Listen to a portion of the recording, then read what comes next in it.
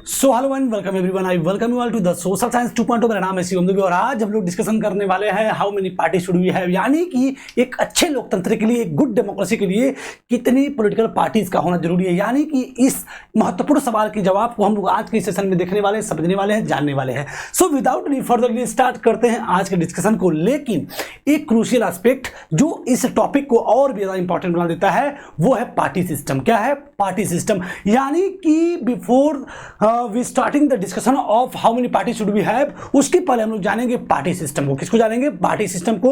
और party system क्या होता है इसके एस्पेक्ट को बात करें तो हम लोग पढ़े हैं कि डेमोक्रेसी में जो पॉलिटिकल पार्टी है मोस्ट विजिबल इंस्टीट्यूशन है। क्या है? एक मोस्ट विजिबल इंस्टीट्यूशन है, यानी सबसे ज्यादा देखी जाने वाली इंस्टीट्यूशन अगर इंस्टीट्यूट कोई है तो वो है पॉलिटिकल पार्टी। और पॉलिटिकल पार्टी को हम लोग कुछ मीनिंग होती है जिसको मैंने देखा था, और साथ ही साथ कुछ इसके फंक्शंस होते हैं जो वो परफॉर्म करती है, जिसके एक्सपेक्टेशन की वजह से हम कहे थे why do we need political party, के जवाब को yes we need a political party, हमें एक पॉलिटिकल पार्टी की जरूरत है। सो बात करें अगर आज टॉपिक के जो लिखा है कि in democracy any group of citizen is free to form a political party. भारत की बात करें, भारत की लोकतंत्र की बात करें तो इसमें कोई ग्रुप हो, कोई सिटीजन हो, वो फ्री है। वो क्या है? फ्री है to form a political party. वो चाहे तो एक पॉलिटिकल पार्टी बना सकता है। कल हम भी बना सकते हैं, आप भी बना सकते हैं, और हमारी कोई कम्युनिटी है वो भी बना सकती है। यानी कि हर व्यक्ति, स्वतंत्र भारत का हर एक स्वतंत्र नागरिक स्वतंत्र है पॉलिटिकल पार्टी बनाने के लिए। यानी कि in this formal sense there are a large number of political party in each country. इसके आधार पर अगर डेमोक्रेसी में ये चीजें हैं कि हर व्यक्ति अलाउ है कि वो पॉलिटिकल पार्टी जैसी व्यवस्थाओं को बना सकता है, तो इस सेंस में सभी लोग इसमें भाई आजमाना चाहेंगे। तो इसलिए इस आधार पे हर डेमोक्रेसी में अधिक मात्रा में हमें पॉलिटिकल पार्टी देखने को मिल जाती है। इंडियन कॉन्टेक्स्ट की बात करें तो लगभग 750 यानी कि 750 से भी ज्यादा political party election commission of India के पास रजिस्टर्ड है। यानी कि लगभग 750 से भी अधिक पॉलिटिकल पार्टी हमें वर्तमान में, अगर डेटा देखा जाए तो अभी कोई करंट डेटा तो नहीं, लेकिन एनसीईआरटी ने जो डेटा दिया वो उसके हिसाब से लगभग 750 से भी अधिक पॉलिटिकल पार्टीज एग्जिस्ट करती हैं, because he is registered on the election commission of India. यानी वो सभी जो data election commission of India पर रजिस्टर्ड है उसके अकॉर्डिंगली ये बातें कही जा रही है। यानी 750 से अधिक पॉलिटिकल पार्टी। हम और आप सोचेंगे हम लोग 2 4 10 पार्टी को ही जानते हैं, सोचिए कितनी सारी पॉलिटिकल पार्टी इंडियन कॉन्टेक्स्ट में एग्जिस्ट करते हुए देखने को मिल जाती है। सो in this form since there are a large number of political party in each country, हम बात करें तो लगभग 750 से अधिक पॉलिटिकल पार्टीज रजिस्टर्ड है किसके पास? इलेक्शन कमीशन ऑफ इंडिया के पास। जो भारत का चुनाव आयोग है, निर्वाचन आयोग है, उसके पास लगभग 750 से भी अधिक पॉलिटिकल पार्टी हमें रजिस्टर्ड देखने को मिलती है। But not all this parties, लेकिन ये सभी पार्टियां, क्योंकि हम लोग सबका नाम भी नहीं जानते, कुछ प्रमुख पार्टियां जो नेशनल लेवल की हैं, कुछ पार्टियां जो रीजनल लेवल पे है, प्रोविंशियल लेवल पे है, लोकल लेवल पे है, सबका अपना अपना वर्चस्व है। लेकिन कुछ तो ऐसी पॉलिटिकल पार्टीज हैं 2 4 10 जो पूरे नेशन वाइड में हमें देखने को मिल जाती हैं, जिसको सभी लोग जानते हैं। तो but not all this parties are serious contenders in the election. सभी पार्टियां सीरियस कंटेंडर, एक गंभीर दावेदारी के साथ काम नहीं कर पाती हैं, आउटकम्स नहीं आता है और लोग उनको नहीं जान पाते हैं। And usually only a handful of parties are effectively in the race to win election and form the government. A handful, मुट्ठी भर पार्टियां हैं, यानी बड़े ही कम मात्रा में ऐसी पार्टियां हैं जो सीरियस कंटेंडर हैं, जो इफेक्टिवली रेस करती हैं, विन करती हैं और गवर्नमेंट को बनाती हैं। कुछ ही ऐसी पार्टियां हैं।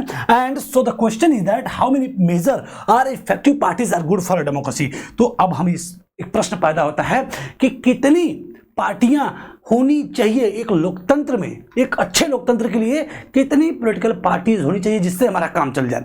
तो हम इस प्रश्न का एक शानदार उत्तर देंगे after the completion of topic party system. Party system को जब हम लोग डीपली कंप्लीट कर लेंगे, डीप डाइव ले लेंगे, तब हम इस प्रश्न का उत्तर देंगे। जो ये प्रश्न एराइज हुआ है ये आपका बड़ा ही इंपॉर्टेंट एस्पेक्ट है। इसमें लिखा है कि how many major are effective parties, कितनी मुख्य पार्टियां हैं, इफेक्टिव पार्टियां हैं, आर इफेक्टिव पार्टियां होनी चाहिए, आर गुड फॉर डेमोक्रेसी। एक अच्छे लोकतंत्र के लिए कितनी पॉलिटिकल पार्टीज होनी चाहिए या कितनी पॉलिटिकल पार्टी अच्छी होती है, इस प्रश्न का हम लोग उत्तर देंगे लास्ट में। क्योंकि हम लोग जानते हैं 750 से भी अधिक पॉलिटिकल पार्टी एग्जिस्ट करती है। कुछ इफेक्टिव है, कुछ नहीं इफेक्टिव, कुछ ज़्यादा इफेक्टिव, कुछ लेस इफेक्टिव है, लेकिन कुछ ही पॉलिटिकल पार्टी रेस में लगी रहती हैं, विन करती हैं, गवर्नमेंट को फॉर्म करती हैं। तो एक प्रश्न आता है कि कितनी पॉलिटिकल पार्टीज एक अच्छे लोकतंत्र के लिए होनी चाहिए। बट उस टॉपिक का, उस सवाल का जवाब देने से पहले, यानी कि how many party should be have, इसी प्रश्न का उत्तर हम लोग जानने वाले हैं। लेकिन उसके पहले हम लोग जानेंगे पार्टी सिस्टम। क्या जानेंगे? Party system. अगर बात करें टाइप्स ऑफ पार्टी सिस्टम की, तो ऑल ओवर द वर्ल्ड, जैसे इंडियन कॉन्टेक्स्ट में कितनी पार्टीज हैं, ऑल ओवर द वर्ल्ड में जो देश एग्जिस्ट करते हैं उन सबके यहाँ कितनी पॉलिटिकल पार्टीज एग्जिस्ट करती है, ये भी तो डेटा हो गया। तो पार्टी सिस्टम को पहले हम लोग समझते हैं कि पार्टी सिस्टम क्या होता है। तो अगर पार्टी सिस्टम को कैटेगराइज किया जाए तो there are 3 category of political party system. पहला है one party system, 2 party system and the last one is that multi party system. अब सभी देश, ऑल ओवर द वर्ल्ड की बात किया जाए तो हर देश इसमें से किसी न किसी एक सिस्टम को क्या करता रहता है? अडॉप्ट कराता है। किसी देश में वन पार्टी सिस्टम होता है, नाम से स्पष्ट है कि वहाँ पे सिर्फ एक पार्टी होगी। कोई देश जो है 2 पार्टी सिस्टम को प्रैक्टिस करता है, कोई देश मल्टी पार्टी वाले सिस्टम को क्या करता है? प्रैक्टिस करता है। यानी कि पार्टी सिस्टम को अगर हम लोग कैटेगराइज करें तो one party system, 2 party system और मल्टी पार्टी सिस्टम एक अच्छी बात है, एक बेहतर तरीके से पार्टी सिस्टम को भी समझाता है। तो इन सभी बिंदुओं को थोड़ा सा हम लोग डिटेल में समझते हैं। बात करें अगर वन पार्टी सिस्टम की, हम लोग क्या पढ़ रहे हैं आपको पता होना चाहिए कि party system, types of party system. तो सबसे पहला है one party system. One party system की अगर बात करें, in some countries only one party is allowed to control and run the government, that is called one party system. ऐसे देश में जहां पे कुछ ऐसा सिस्टम हो कि जहां पे सिर्फ एक ही पार्टी को अलाउ हो कि वो कंटेस्ट करेंगी। अच्छा, एक ही पार्टी रहेगी तो क्या कंटेस्ट करेगी? वो खुद ही जीत गई।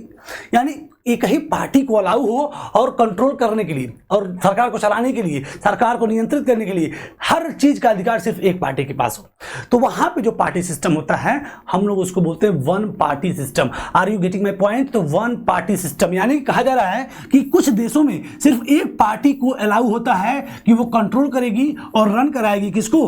गवर्नमेंट को। तो वहां पर जहां पर ऐसी व्यवस्था होती है उस सिस्टम को बोलते हैं, उस पार्टी सिस्टम को बोलते हैं वन पार्टी सिस्टम। और ये हमें देखने को मिलता है चाइना में। कहां मिलता है? चाइना मिलता है, जहां पे Chinese communist party CCP, Chinese communist party हमें देखने को मिलती है। वहां पे और भी पार्टियां हैं लेकिन उसी के सब यूनिट्स हैं। कुछ वहां का मैकेनिज्म कुछ ऐसा बना हुआ है जहां पे और पार्टियां हैं लेकिन वो सब उसी की मतलब लोकतंत्र भी दिखाने का प्रयास हो रहा है, ढोंग हो रहा है, हिपोक्रेसी की सीमा होती है। लोकतंत्र भी दिखाने की व्यवस्था हो रही है, बट उस लोकतंत्र में चुनाव भी हो रहा है, लेकिन जितनी पार्टियां आपस में कंटेस्ट करें उनके ऊपर शीर्ष पार्टी की बात करें वो सिर्फ CCP है। यानी एक ही पार्टी के सब अलग अलग कंटेंडर बनकर आपस में लड़ रहे हैं, लेकिन ओवरऑल जो सबसे ऊपर बैठा हुआ है वो चाइनीज कम्युनिस्ट पार्टी। यानी एक ही पार्टी में उसके सब यूनिट्स आपस में क्या कर रहे हैं? चुनाव लड़ रहे हैं। यानी कि अदर कोई पार्टीज है ही नहीं जो उस गवर्नमेंट के मैकेनिज्म पे क्वेश्चन कर सके। यानी पार्टीज क्या होती हैं? अपोजिशन भी होती है, उसको अपोज करती है, रिस्ट्रेन करती है। लेकिन चाइना में कुछ ऐसा सिस्टम बना हुआ है कि आप गवर्नमेंट के मैकेनिज्म पे, गवर्नमेंट की व्यवस्था पे उंगली नहीं उठा सकते, बोल नहीं सकते। तो कुछ इस तरीके की व्यवस्था, खैर उस पर डीपली बात करने का मामला नहीं। मामला ये है कि जहां पे सिर्फ एक पार्टीज को अलाउ होता है कि वो कंट्रोल करेगी और देश की सरकार को क्या करेगी? चलाएगी। वैसे सिस्टम को बोलते हैं वन पार्टी सिस्टम। और ये कहां देखने को मिलता है? चाइना में, जहां पे सिर्फ only communist party is allowed to rule and we can not consider one party system as a good option. हम लोग वन पार्टी सिस्टम को एक अच्छा ऑप्शन नहीं बोल सकते, because this is not a democratic option, क्योंकि ये एक लोकतांत्रिक विकल्प नहीं, एक डेमोक्रेटिक ऑप्शन नहीं। क्यों? क्योंकि डेमोक्रेसी में क्या होता है कि लोगों के पास ऑप्शन तो होने चाहिए कि आपको छोड़ के हम उसको भी कर लें, उसको भी छोड़ के फिर उसको पढ़ लें। नहीं तो कम से कम 2 लोग तो होने ही चाहिए कंपीट करने के लिए, कंपीट इन द पावर। अगर 2 लोग नहीं हैं, 2 ऑप्शन नहीं है, तो उस व्यवस्था को हम लोग एक अच्छा डेमोक्रेटिक ऑप्शन नहीं बोल सकते। तो जब सिर्फ एक ही पार्टी है तो हमारे लिए अच्छी नहीं है। यानी कि बोला जा रहा है कि one party system as a good option, we can not consider one party system is a good option. हम लोग वन पार्टी सिस्टम को कंसीडर नहीं कर सकते as a good party system, as a good option for democracy. क्योंकि democracy में कम से कम 2 लोग, 2 कंटेंडर तो होने ही चाहिए, जिससे कि हम लोग कम से कम अपने उसके एक पार्टी के ओपिनियन को हमारे पे इंपोज ना किया जा सके। कम से कम 2 लोग तो वही आपस में इंटरचेंज हो, लेकिन कम से कम 2 तो होने चाहिए, लेकिन वहां पे सिर्फ एक है। इसलिए इसको बोला जा रहा है कि एक अच्छे डेमोक्रेटिक सिस्टम के लिए one party system is not good. वो वन पार्टी सिस्टम गुड नहीं होता है। And any democratic system must allow at least 2 parties. किसी भी डेमोक्रेटिक सिस्टम में अलाउ होता है कम से कम 2 political parties to compete in the election and provide a fair chance for the competition parties to come to the power। वही बातें कही जा रही है। कम से कम 2 पार्टी जरूर चाहिए। यानी ये हो गया हमारा वन पार्टी सिस्टम, जहां पे सिर्फ एक पार्टी को अलाउ हो कंट्रोल करने के लिए, रन करने के लिए, किसको? गवर्नमेंट को। ऐसे सिस्टम को हम लोग बोलते हैं वन पार्टी सिस्टम, और ये हमें देखने को मिलता है कहां पे? चाइना में, Chinese communist party. And the second one is that two party system. क्या बोलते हैं? Two party system. नाम से स्पष्ट है, थोड़ा थोड़ा आपको याद भी हो गया होगा I hope. Two party system, कुछ देशों में power is usually change between the two main parties. Power क्या हमेशा 2 पार्टियों में क्या होती रहती है? इंटरचेंज होती रहती है, बदलती रहती है। मतलब कि क्या? और भी पार्टियां होती हैं, और भी सेवरल अदर पार्टीज होती हैं, but fair chance to come in the power, यानी पावर में आने का जो रीजनेबल चांस होता है, अधिक से अधिक जो संभावना होती है, सिर्फ उन्हीं 2 मेन पार्टीज का ही होता है। यानी कि सेवरल अदर पार्टीज में एग्जिस्ट, और अदर पार्टीज, कई सारी पार्टियां एग्जिस्ट तो करती हैं, कंटेस्ट करती हैं इलेक्शन में, but and win a few seat, कुछ सीट भी जीतती हैं in the national legislature, but only the 2 main parties. लेकिन सिर्फ 2 मुख्य जो पार्टियां होती हैं have a serious chance of winning majority of seats to form the government.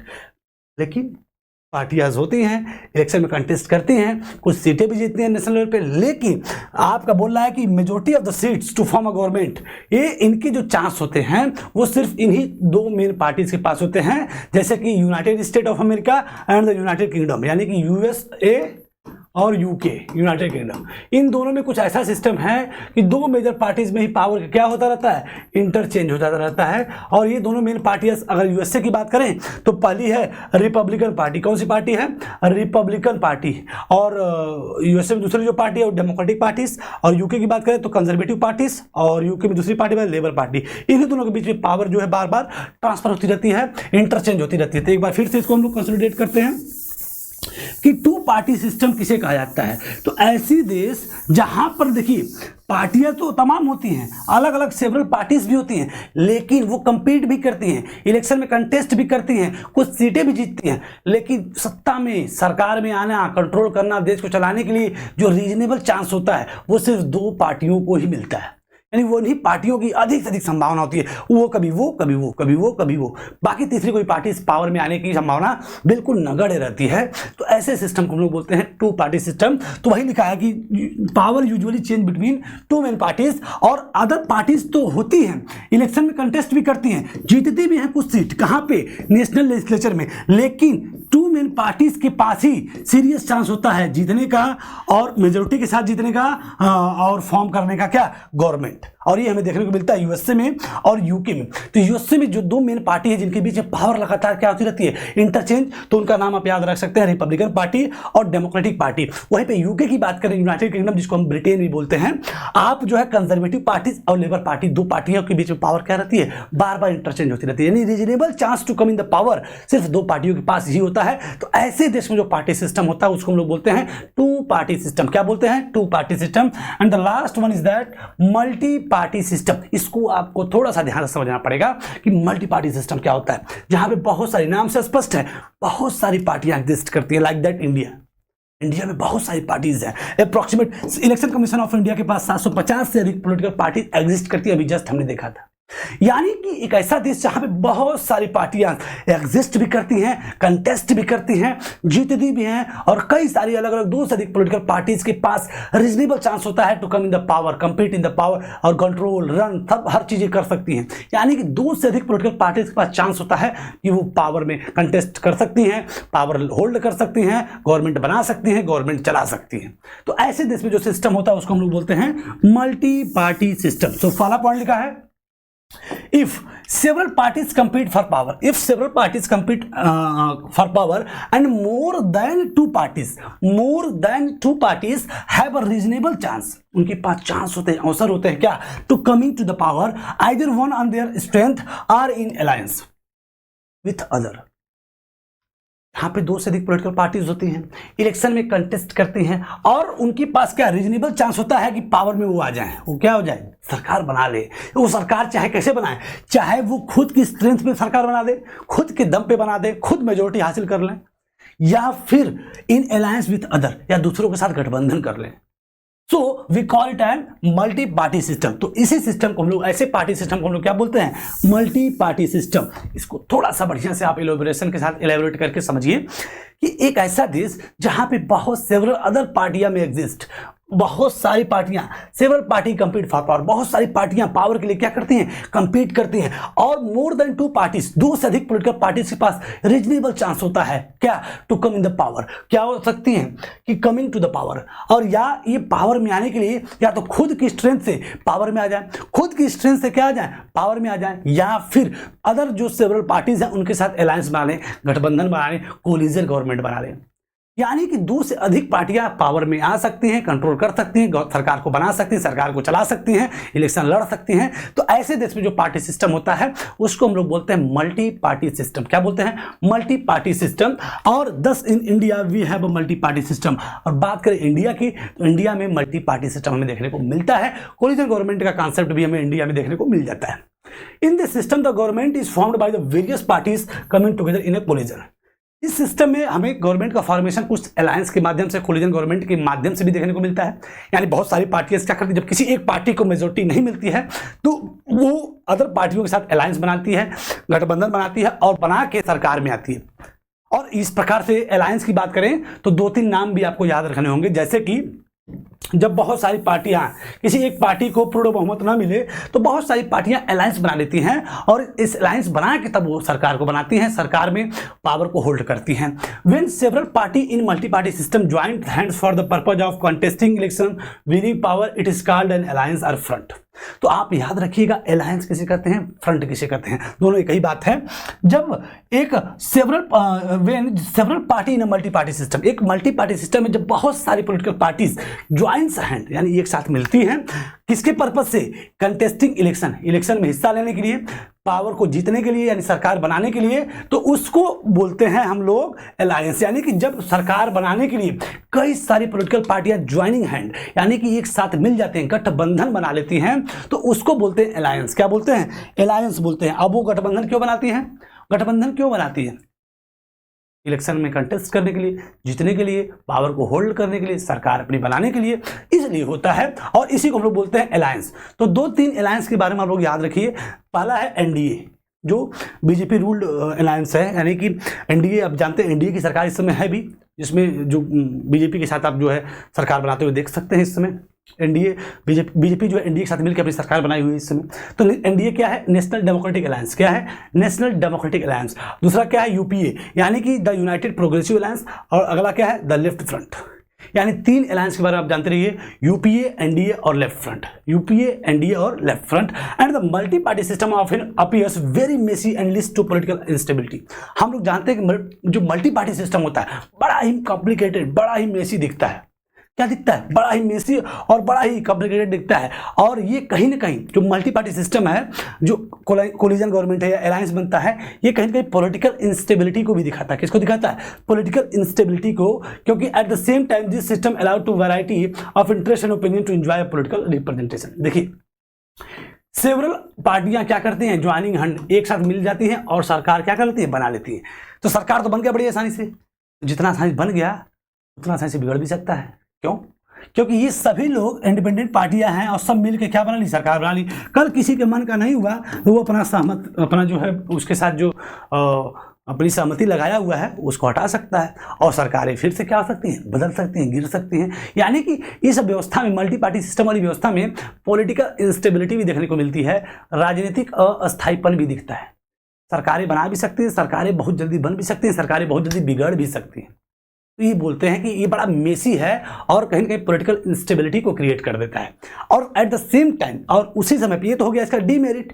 Merit क्या है कि मल्टी पार्टी सिस्टम की वजह से ये कहीं ना कहीं अलाउ करता है various variety of interest and opinion to enjoy political representation. अलग अलग मत, अलग अलग इंटरेस्ट, अलग अलग ओपिनियन वाले लोगों का भी पॉलिटिकल एरिना में रिप्रेजेंटेशन हो सकता है। हमको कल सोचना है कि नहीं, ये सब क्षेत्र में ये दिक्कत है और हमको लगता है कि हम खुद पॉलिटिकल पार्टी बना लें और बना के अपनी बातों को रखें, सरकार बनाएं, पावर को होल्ड कर लें, तो ये संभव है, बिल्कुल हम भी कर सकते हैं। Because of multi party system. यही 2 पार्टी सिस्टम रहता आप नहीं कर पाते, 1 पार्टी सिस्टम रहता तो आप नहीं कर पाते। मल्टी पार्टी सिस्टम की मेरिट भी है और डिमेरिट भी है। मेरिट क्या है कि इसकी वजह से various of interest and opinion have क्या बोल सकते हैं, to enjoy a political representation, वो भी अपना पॉलिटिकल रिप्रेजेंटेशन करके अपने हितों की, हकों की, अपनी कम्युनिटी के लिए, अपने समुदाय के लिए, अपने देश के लिए, हर चीज़ के लिए अपना काम कर सकते हैं और खुद का रिप्रेजेंटेशन भी कर सकते हैं। हर व्यक्ति स्वतंत्र है, हर व्यक्ति स्वतंत्र है इलेक्शन में हिस्सा लेने के लिए, सरकार बनाने के लिए, पावर को होल्ड करने के लिए, बस उसके अंदर वो काबिलियत होनी चाहिए। और साथ ही साथ डीमेरिट की बात करें तो मल्टी पार्टी सिस्टम में कहीं ना कहीं बड़ा ही मैसी सिस्टम देखने को मिलता है, टसल देखने को मिलती है, पॉलिटिकल इंस्टेबिलिटी देखने को मिलती है, ये सारी चीजें हैं। तो हमने मल्टी पार्टी सिस्टम को देख लिया और टू पार्टी सिस्टम को देख लिया और वन पार्टी सिस्टम को देख लिया। क्या देख लिया? वन पार्टी सिस्टम को देख लिया। यानी one party system, two party system और मल्टी पार्टी सिस्टम क्या होता है, इसके कंप्लीट एस्पेक्ट को हमने देख लिया, समझ लिया और जान लिया। अब हम ये सोच रहे हैं कि आपको कुछ इस तरीके से बताया जाए कि प्रश्न क्या था शुरुआत में, how many party should be have, how many party should be have. तो how many party should be have को हम दो पार्ट में कैटेगराइज करते हैं, एक पार्ट में पार्टी सिस्टम, एक पार्ट में तब इस प्रश्न का जवाब देंगे, किस प्रश्न का, जो ये पूछा है कि कितनी पॉलिटिकल पार्टीज होनी चाहिए अच्छी, यानी एक अच्छे लोकतंत्र के लिए कितनी पॉलिटिकल पार्टी होनी चाहिए, इस प्रश्न का उत्तर, यानी कि कितने दल, how many party should be have, इस प्रश्न का उत्तर हम लोग अगले सेशन में देंगे। क्योंकि अभी हमने सिर्फ एक चीज पढ़ा कि पार्टी सिस्टम क्या होता है, और आई होप आपको याद हो गया होगा कि one party system, two party system और multi party system. One party system हमें चाइना में देखने को मिलता है, टू पार्टी सिस्टम यूएसए और यूके में देखने को मिलता है, मल्टी पार्टी सिस्टम हमें इंडिया के कॉन्टेक्स्ट में देखने को मिलता है। अब जब हम लोग पार्टी सिस्टम को जान लिए तब हम इस प्रश्न का बहुत ही शानदार तरीके से उत्तर दे सकते हैं कि एक अच्छे लोकतंत्र के लिए, एक अच्छे लोकतंत्र के लिए कितनी पॉलिटिकल पार्टी होनी चाहिए। इस प्रश्न का उत्तर हम इस टॉपिक में देंगे और समझ जाएंगे। तो आई होप आज हमने जो हमने पढ़ा पार्टी सिस्टम, क्या पढ़ा, party system, only party system, ये आपको आई होप याद हो गया होगा। इसमें हमने कितनी पार्टी पढ़ा, तीन पार्टी, एक पढ़ा वन पार्टी, टू पार्टी और मल्टी पार्टी, यानी कि multi party system, multi party system. इन तीनों के पॉइंट्स, इन तीनों के एग्जाम्पल, तीनों के बेसिक कॉन्सेप्ट आई होप आपको समझ में आए होंगे। अगले सेशन में हम इस प्रश्न का उत्तर देंगे, how many party should we have, और उसी के साथ हम लोग कंप्लीट करेंगे नेशनल पार्टीज और state parties. So I hope आज का सेशन आपको समझ में आया होगा। अगर आपको अच्छा लगा, समझ में आया, तो अपने लविंग वन दोस्तों के साथ, फ्रेंड्स के साथ शेयर करिए और साथ ही साथ चैनल को सब्सक्राइब करिए। और आई होप आपको आज कोई भी टॉपिक अगर डाउट है तो कमेंट सेक्शन में करिए, उसको फिर से रिकैप करके फिर से आपको समझाने का प्रयास किया जाएगा। फिलहाल आज के सेशन को हम लोग साइन ऑफ करते हैं। थैंक यू एवरीवन, पढ़ते रहिए, मस्त रहिए।